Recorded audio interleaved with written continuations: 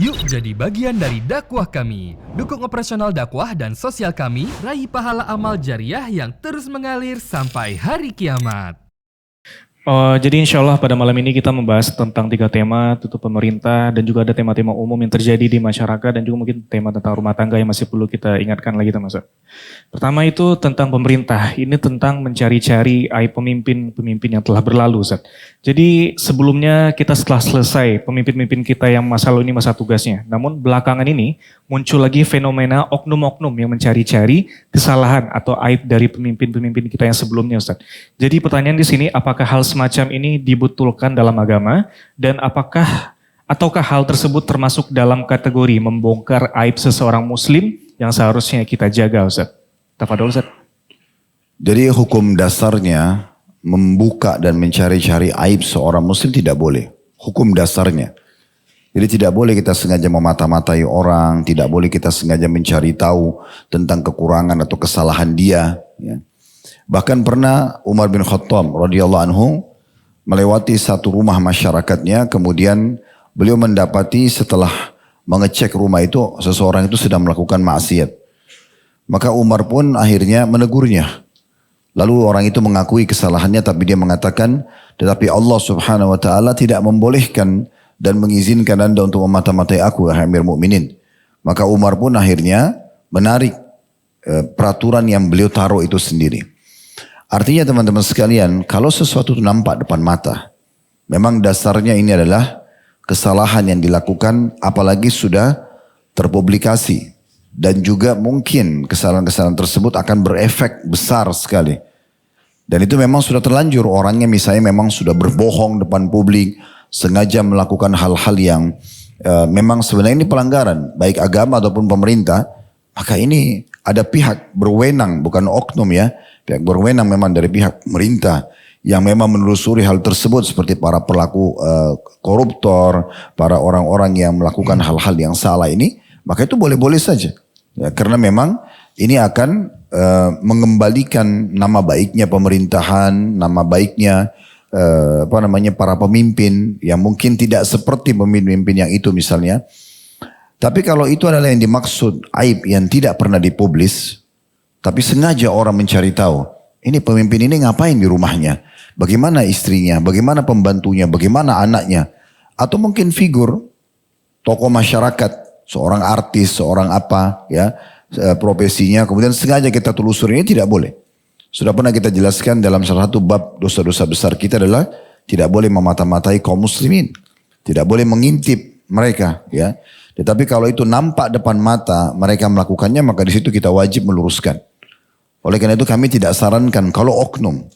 Tetapi kalau itu adalah pihak pemerintah resmi dan memang itu harus ditelusuri karena memang pelanggaran yang sudah terpublikasi atau terpublik setepatnya ya, itu mungkin ya berbeda hukumnya dengan orang secara individu. Jadi kami sarankan kita semua, mulai dari diri saya dulu teman-teman sekalian, sabda Nabi SAW kita terapkan dalam prinsip hidup kita supaya kita lepas hisab hari kiamat. Min husni islamil mar' tarkuhu ma la ya'ni. Termasuk kesempurnaan Islam seseorang adalah meninggalkan apa yang tidak penting bagi dia. Sekarang antum kalau mau mencari tahu tentang seseorang, tetangga kah, bahkan pasangan hidup kita sendiri. Tanya, ini bermanfaat buat saya enggak? Sampai saya pernah bahas dalam masalah rumah tangga saja, para ulama menganjurkan agar suami atau istri tidak menanyakan tentang kamu pernah berzina enggak? Kamu pernah ini dan itu enggak? Karena nanti itu akan merusak. Sekarang sudah terlanjur jadi suami istri. Ini ditelusuri dari sebelum menikah mungkin. Tapi kalau sudah jadi suami istri untuk apa? Saya pernah mendapatkan ada pertanyaan dilemparkan di wilayah Mesir waktu itu kepada seorang syekh dan pertanyaannya mengatakan ada seseorang yang berkata, saya tidak akan melakukan hubungan biologis dengan kamu ini sama pasangannya selama kau tidak bersumpah atas sama Allah kalau kau tidak pernah berzina. Dan itu dibantah oleh para masyayikh, dikatakan ini tidak boleh. Dia tidak punya hak untuk itu kecuali memang ada indikasi ke sana. Misalnya memang dia curiga nih pasangannya selingkuh, melakukan perbuatan haram dan banyak bukti-bukti ke sana misalnya. Itu berbeda. Dia bisa mengajaknya untuk bersumpah. Kita tahu ada dalam Islam kalau suami istri saling menuduh, kemudian mereka tidak punya saksi, maka mereka bisa melakukan Ya, cara yang diajarkan dalam Al-Quran, yaitu orang yang tertuduh atau orang yang menuduh mengatakan, misalnya anggap suami tuduh istrinya, dia mengatakan demi Allah dia berzina 4 kali, demi Allah dia berzina, demi Allah dia berzina, sampai 4 kali di depan hakim.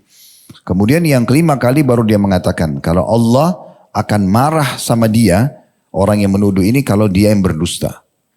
Lalu orang yang tertuduh juga bersumpah 4 kali, demi Allah saya tidak lakukan, terus sampai 4 kali. Yang kelima dia juga ya mengatakan siap kalau Allah subhanahu wa ta'ala akan murka padanya kalau dia berdusta. Tapi ini perlu digarisbawahi, hukum ini namanya hukum li'an dalam bahasa Arab. Dan ini pernah kita jelaskan salah satu bab dosa besar kita. Kalau suami istri saling menuduh, ada pasangannya selingkuh, maka di situ dia dipisahkan oleh hakim kalau sudah bersumpah seperti ini. Makanya di masa Nabi SAW pernah ada 2 orang suami istri begini, saling menuduh. Maka Nabi SAW suruh yang salah mengaku saja, yang benar ya udah memaafkan. Tapi mereka saling ngotot gitu. Maka kata Nabi SAW, pasti ada salah satu dari kalian yang telah berdusta. Gak mungkin. Mungkin di manusia bisa, di dunia bisa, tapi di akhirat tidak akan mungkin.